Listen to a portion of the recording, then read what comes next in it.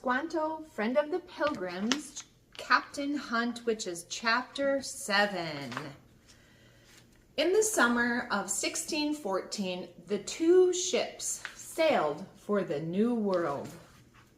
John Smith was captain of one, Thomas Hunt was captain of the other. Thomas Hunt was a little man with a sharp tongue. Squanto did not like the sly look on his face. He was glad he was not on Captain Hunt's ship. He was glad to be with Captain Smith instead.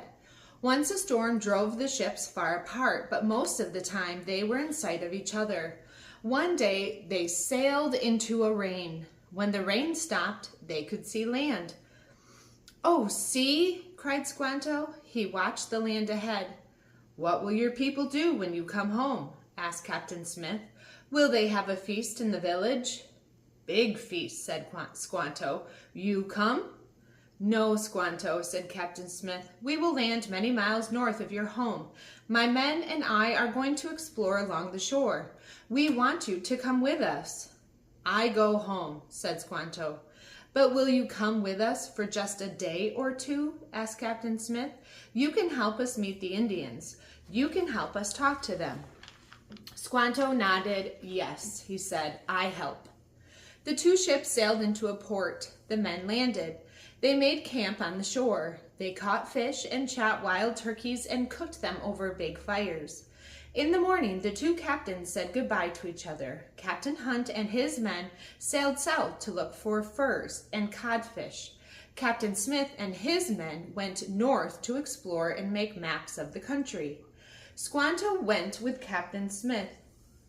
They found an Indian trail and followed it to a village. Squanto spoke to the Indians. He told them the white men were their friends. For 2 days they feasted together. Then Squanto said to Captain Smith, "I go home." "Yes, Squanto," said Captain Smith. "Go to your people now. Go home and be happy there." They said goodbye. Squanto went down the trail and into the woods. It was a 3 days' walk to Patuit village. Squanto thought how surprised his father and mother would be to see him again. He thought how excited everyone in the tribe would be. There would be a feast. All the tribe would sit around him. He would tell them about the land of the white men. He sang as he walked through the woods. He sang the songs that his people had taught him long ago. Squanto slept under a tree that night. Early in the morning, he was on his way again. He came to the ocean. Not far from the shore was Thomas Hunt's ship. While Squanto looked at it, Thomas Hunt and 6 of his men came out of the woods. They came toward him. "I thought you went with Captain Smith," said Thomas Hunt. "He go north," said Squanto. "I go home." Captain Hunt pointed to the south. "Is your home that way?" "Yes," said Squanto. "Stay with us," said Captain Hunt. "We are going to sail south in a day or 2. You can sail with us." "No," said Squanto. "I go." The men looked at Captain Hunt. He said something in a low voice.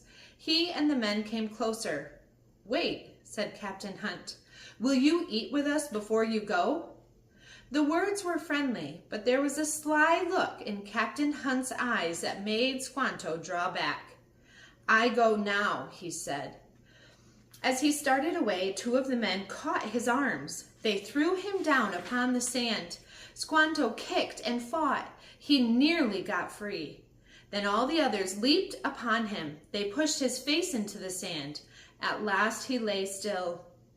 He heard Captain Hunt say, "Get the ropes out of the boat." Someone tied his arms and legs together. 2 of the men stood him on his feet. "What you do?" cried Squanto. "Why you do this to me?" "Bring him along, men," said Captain Hunt. 2 men dragged him across the sand. There was a small boat at the edge of the water. They pushed him into it and rowed away. When they came to the ship, someone let a rope down over the side. One of the men tied the rope under Squanto's arms. He felt himself being pulled up to the deck. "What you do?" cried Squanto. No one spoke to him. 2 sailors dragged him down one stairway and then another. They opened a small door in the floor. It was the door to the hold in the bottom of the ship. The sailors let Squanto down through the doorway. He heard the door fall shut above his head.